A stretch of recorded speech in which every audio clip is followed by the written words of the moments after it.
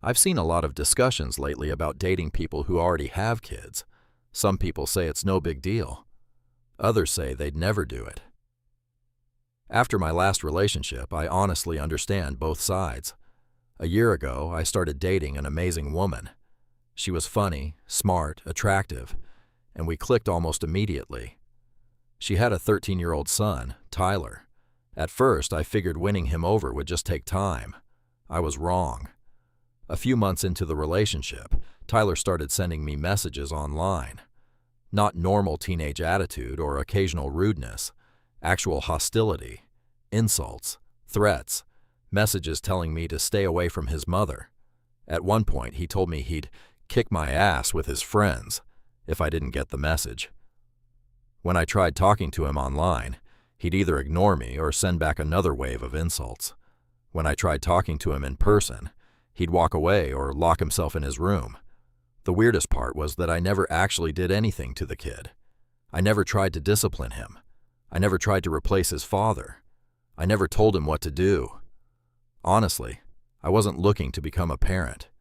I was just trying to build enough trust that we could exist in the same house without treating each other like enemies. I made a real effort. I talked to him about video games. I talked to him about technology. I tried finding activities we could do together. And yes, if I'm being completely honest, I even tried buying some goodwill with gifts.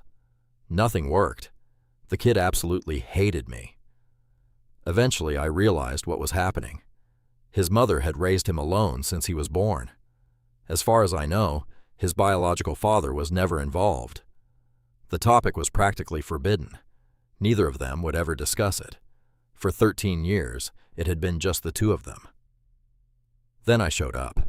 Whether it was jealousy, fear, insecurity, or something else entirely, Tyler seemed to view me as competition for his mother's attention. The problem wasn't just Tyler, though.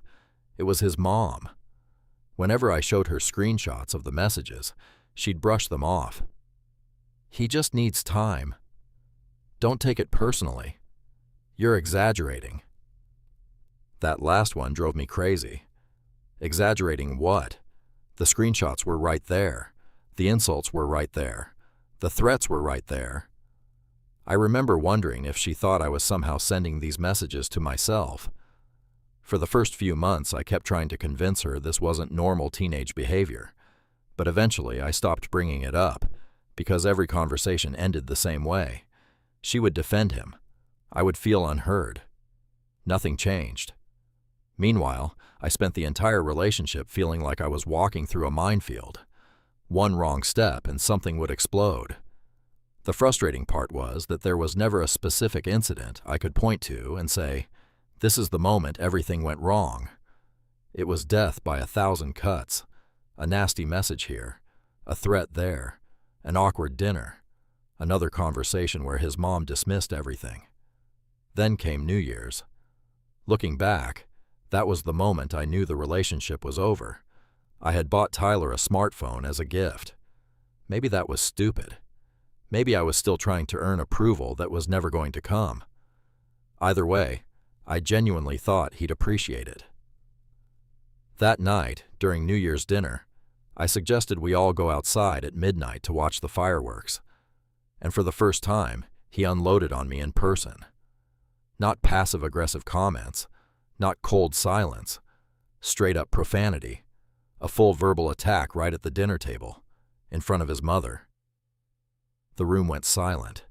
His mom did tell him to stop, but what stuck with me was how she did it. The message wasn't, "Don't talk to people that way." The message was more like, "How dare you talk like that in front of your mother?" The problem wasn't his behavior. The problem was the audience. The next day, I received another round of insults and threats online, and for the first time in my life, I caught myself imagining physically grabbing a kid by the shoulders and demanding he show some respect. I never acted on it. I never would. But the fact that I was even having those thoughts scared me. I grew up in a family where people solved problems by talking. I don't remember ever hearing my parents scream at each other. I don't remember hearing them call each other names. Conflict existed, but it was handled with words. Now here I was, a grown man, being pushed toward anger by a 13-year-old. That was the moment I realized something important. This situation wasn't making me a better version of myself. It was turning me into someone I didn't like. Christmas finally put an end to everything. My girlfriend texted me saying that she and Tyler were waiting for me and sending me hugs. I replied that I wasn't coming. I told her I was tired. Tired of being insulted. Tired of being dismissed. Tired of feeling like the villain in a story I never volunteered to join. She called me. We talked for more than 2 hours. Her position never changed. She kept saying this was temporary, that Tyler would eventually grow out of it, that if I just stopped focusing on the problem, it would solve itself. Maybe she genuinely believed that. But after a year, I didn't. A year is a long time. A year is enough time to show someone basic respect. A year is enough time for a parent to address obvious behavioral problems. A year is enough time to stop pretending something isn't happening. By the end of the conversation, we both knew it was over. There wasn't a dramatic fight, no screaming, no final ultimatum. Just two people realizing they wanted fundamentally different things.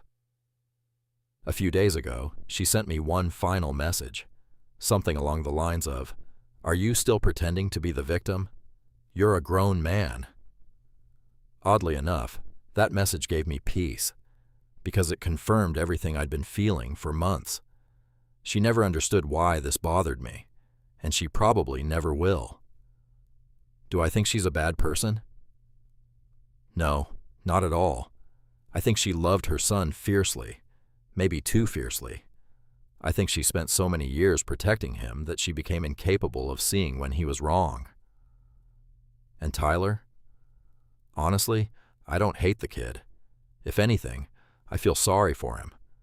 Because one day he's going to discover that the rest of the world won't love him unconditionally, the way his mother does. The biggest lesson I took from all this is that dating someone with children isn't just about building a relationship with one person. You're joining an existing system, an existing family, an existing set of loyalties and habits and emotional bonds that were there long before you arrived. Sometimes there's room for you in that system. Sometimes there isn't. In my case, there wasn't. His mother chose him, he chose her, and I was the outsider trying to squeeze into a dynamic that already worked exactly the way they wanted it to. Eventually, I stopped fighting it. I walked away. And honestly, I think that was the right decision.